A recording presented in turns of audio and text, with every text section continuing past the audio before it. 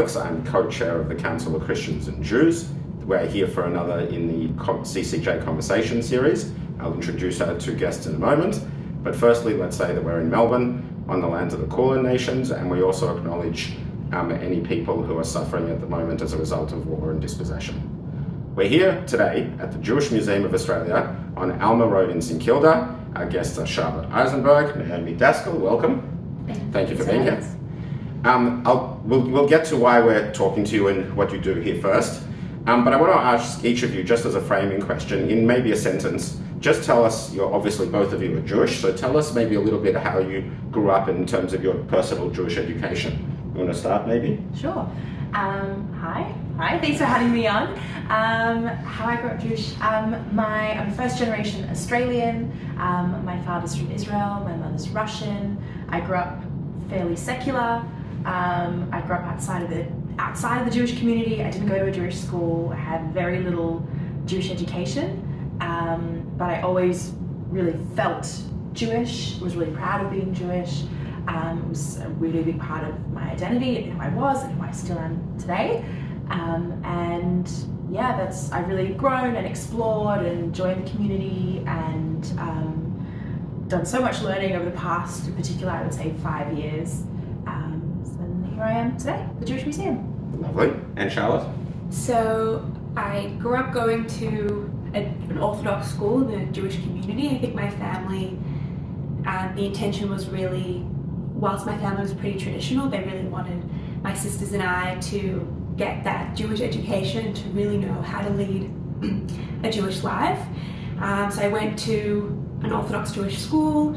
I went to a Jewish youth movement in the community, and I feel like I've always been kind of engaged in community in different ways, and really going to a Jewish school, going to a Jewish youth movement led me to my work at the Jewish Museum. And I just feel like I'm always connecting with my Jewish identity, always learning more. Beautiful. Okay, so to follow on, let's go with you first. Sure. What's your role here? And tell us a little bit about what your role is. I believe you two have the same, more or less, role, but maybe tell us if there are any differences between your roles, and just generally what your role is here at the museum. Yeah, so my role as a learning and engagement officer, and really that's being a member of the learning and engagement team that involves working with thousands of students who come to the museum every year. Majority of those students are non-Jewish. We're talking high school students. High school and primary school. And many of those students may have never met a Jewish person before. They might not have known if they had. And they're coming to learn about Jewish culture, Jewish identity, to ask questions in a meaningful and open environment, and using objects, artifacts and artwork to really expand on that experience. More than that, I also work with in the role I work with many Jewish students. I started working here teaching a bar mitzvah program through the museum. So really kind of, for me, it's been a pinpoint of working with children of all identities, Jewish and non-Jewish, and expanding on how can they view the world, how can they open their minds and see more of themselves and more of other people.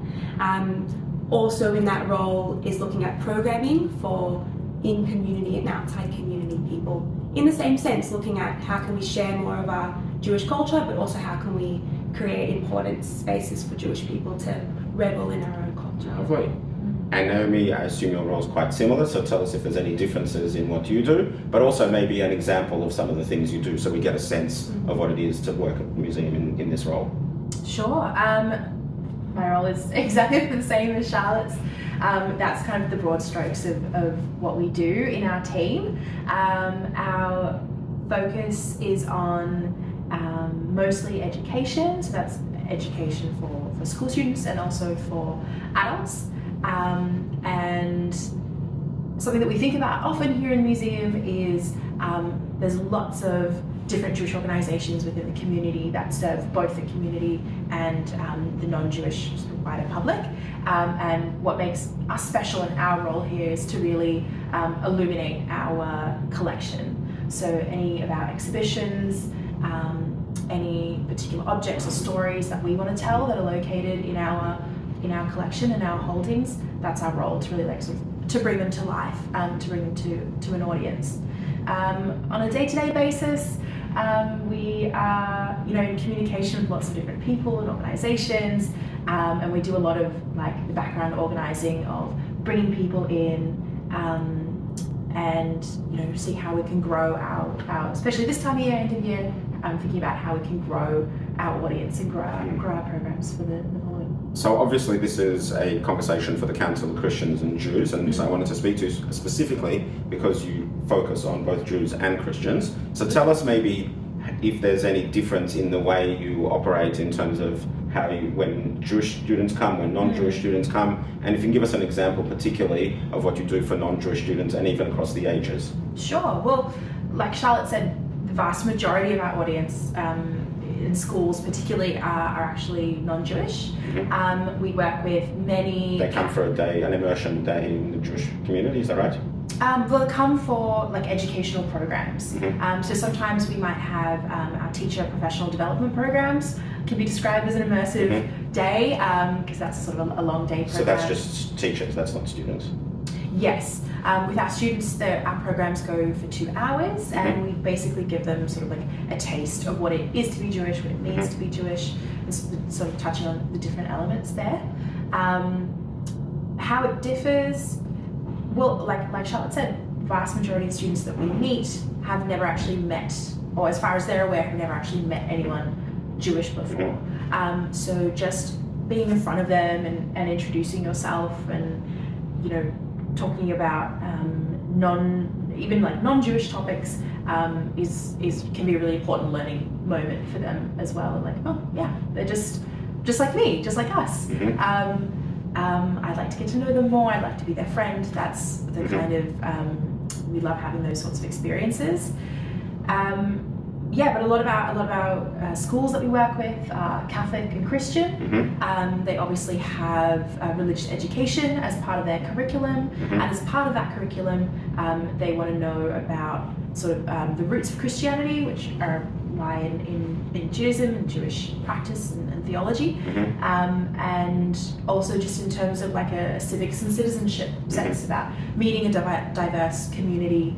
And is this usually their only immersion into Judaism, or is it part of a broader semester of study of religion? It will depend on the school, but it's usually not the only experience. Many schools will have sort of classroom activities, and definitely as part of the curriculum we'll be learning about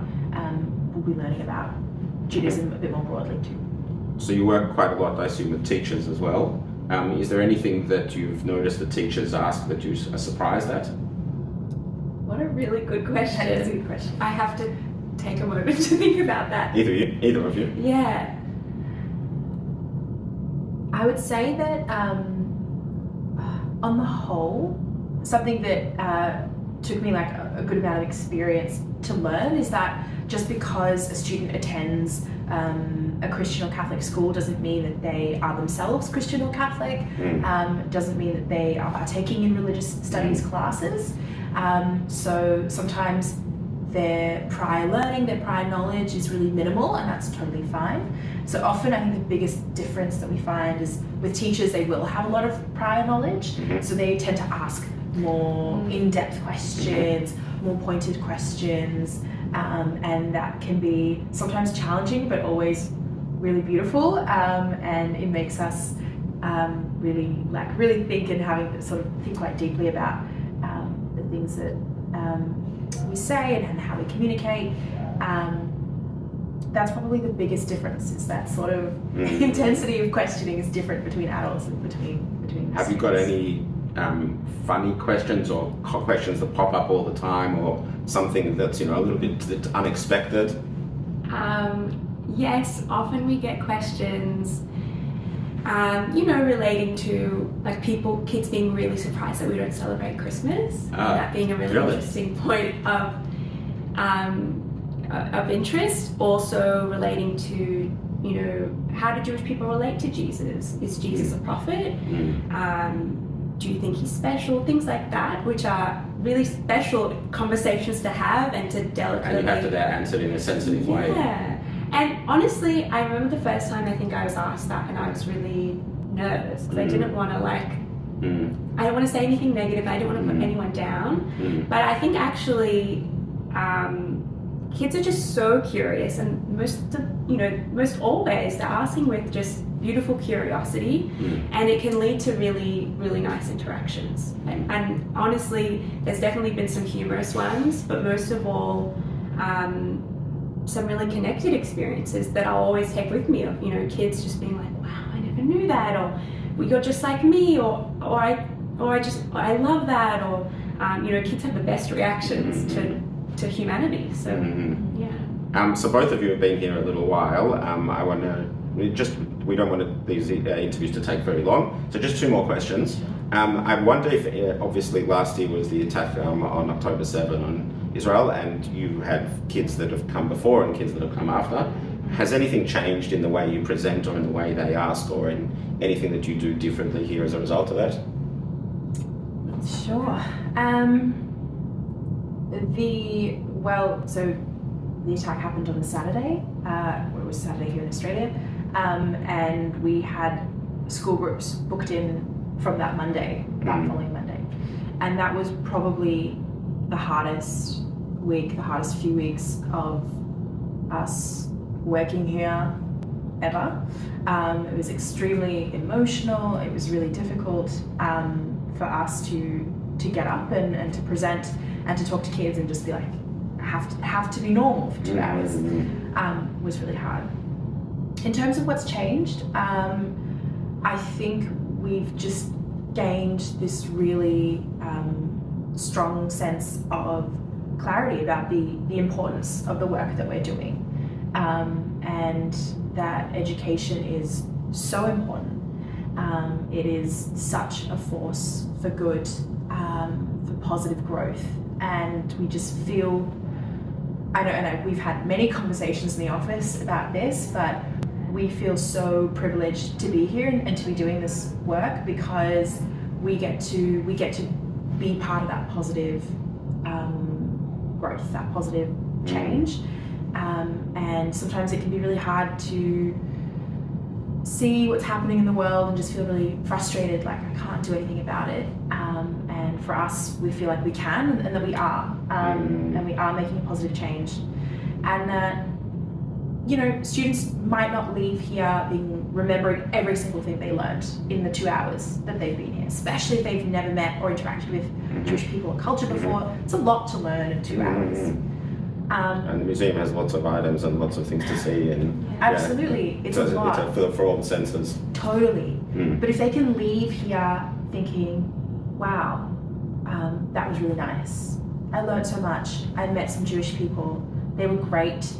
What an interesting culture that they have.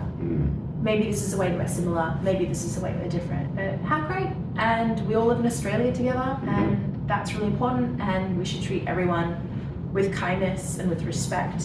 Then we've done our job right. Well, you've sort of preempted my last question, which was going to be what you hope the impact would be of what you do. But maybe, in a crystal ball situation, if you meet someone that you've interacted with 5 years from now, what do you hope that they would have gained from their experience of, at least from this 2 hour, little experience, this microcosm of exposure to Judaism? What do you hope they've gained as a result?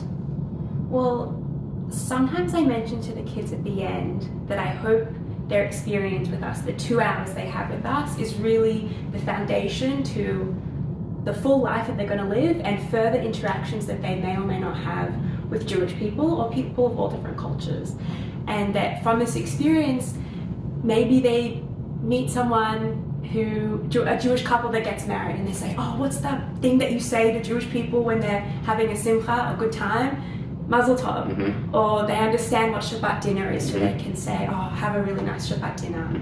Or, understand, I guess, have further sensitivity, have further kindness, compassion for people that might be different from them.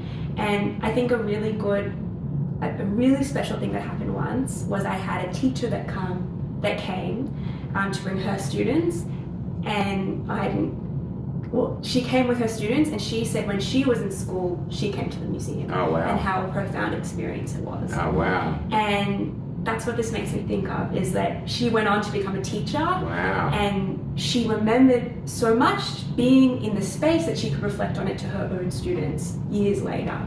And so I think not everyone has to be a teacher, but bringing that with you into wherever you go in life, bringing the things that you learn at the museum, that's what I would hope. And that it just brings more kindness and understanding and more ability to deal with the complexities of. Well, what a beautiful way to end. Thank you so much. For those of you who are watching this and haven't been to the museum, Alma Road, St Kilda is where it's at least for now. And you're welcome to visit. I'm sure you can even have a tour maybe with one of the guides here. So do yourself a favour, as Molly Meldrum would say, come along and see the museum and interact with Jewish people if you haven't. And thank you to our guests, Charlotte and Naomi. Thank you very much for your time, and thank you for being here. Thank you. Thanks.